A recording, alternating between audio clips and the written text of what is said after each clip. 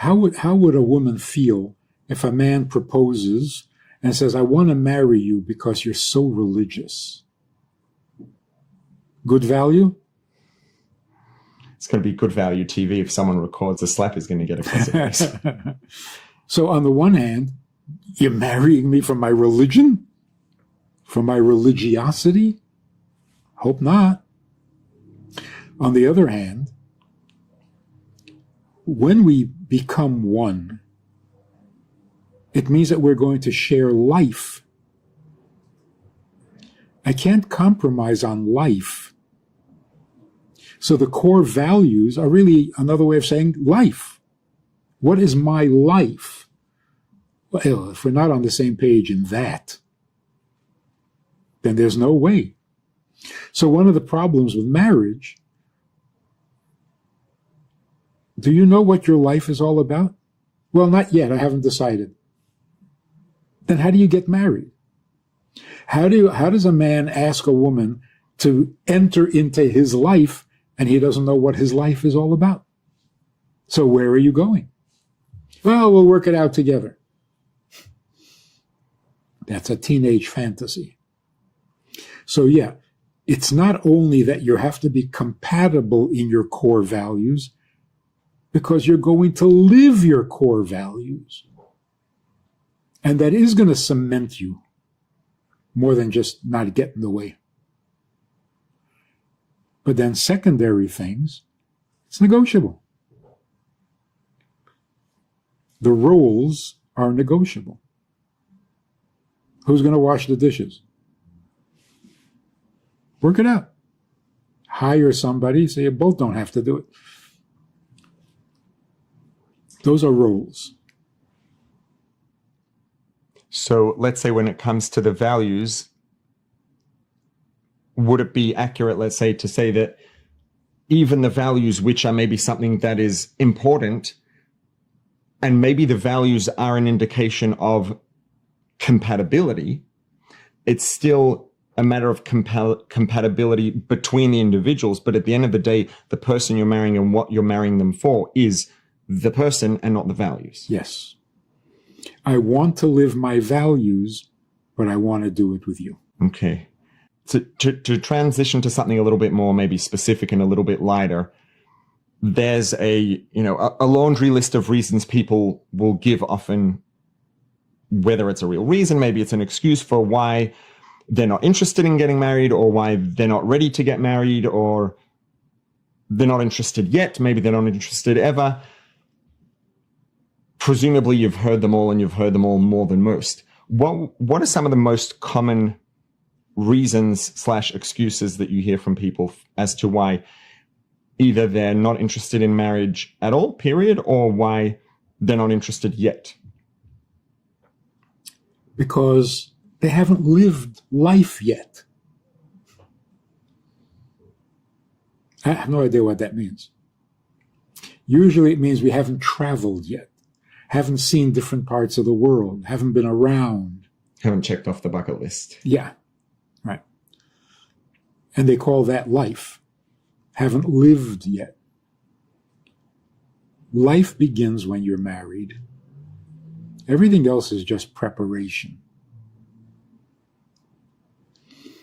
So this idea of getting married but not having children for a few years, what is that? Well, we want to get to know each other better. Oh, you mean you're still not sure you want to be married? That's a nice way to start a marriage. I think, bottom line, people are not secure in who they are and what they want. So they're terrified of any commitment. In many cases, even taking a job. Is this really what I want to do for the rest of my life? No, just temporary. I'll do this for a while, but no commitment. Commitment comes from security. When you're not secure, it's hard to make a commitment. If you don't know what you're going to be 10 years from now, how do you know what to do to get there? When you don't know where there is. So we've basically been denied the most fundamental parts of life. You can be anything you want. That is a horrible statement. Horribly destructive. When you tell a child, oh, you can be anything you want. Well, first of all, it's not true.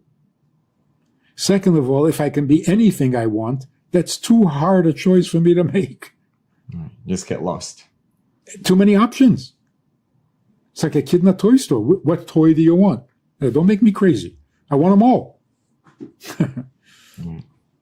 So it's a horrible thing to say. You don't want to be anything or everything. You want to be what God created you to be. That's called purpose. That's called meaning. Everything else is just experimental. So could you say that all of this sort of boils down to, in a sense, the fact that if someone doesn't see the value in marriage, someone isn't interested in pursuing marriage, what that means is that they have let's say, a severe misalignment in their perception of values? Reality. You're out of touch with reality.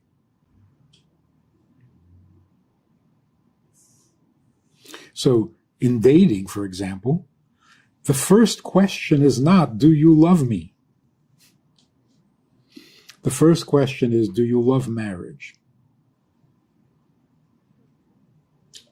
Are you a believer in marriage? Because if you're not, I'm going home. I got nothing more to say to you. One of the problems in society today is not that men don't respect women and therefore embarrass them or violate their privacy, or it's that we don't respect intimacy. Men and women, we've lost respect for intimacy. In the 60s, we decided that intimacy doesn't have to be that serious. Free love, free of the heaviness, free of the commitment, free of intimacy. So everything the Torah tells us about intimacy, modesty, male, female, marriage, relations, it's all so real. And what the society today is doing is so plastic. It's so Hollywood. There's no reality to it. And you can't fool Mother Nature.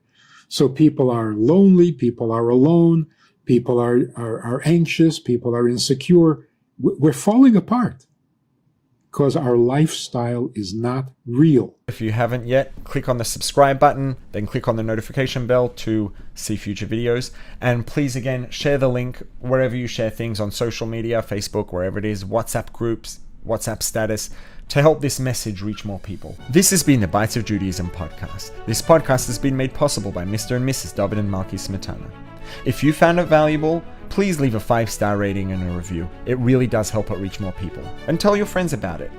If you haven't yet, you can subscribe on all the major podcast platforms at rabbiglick.link/podcast. To dedicate a future episode of the podcast, send an email to podcast@rabbiglick.com. See you next time.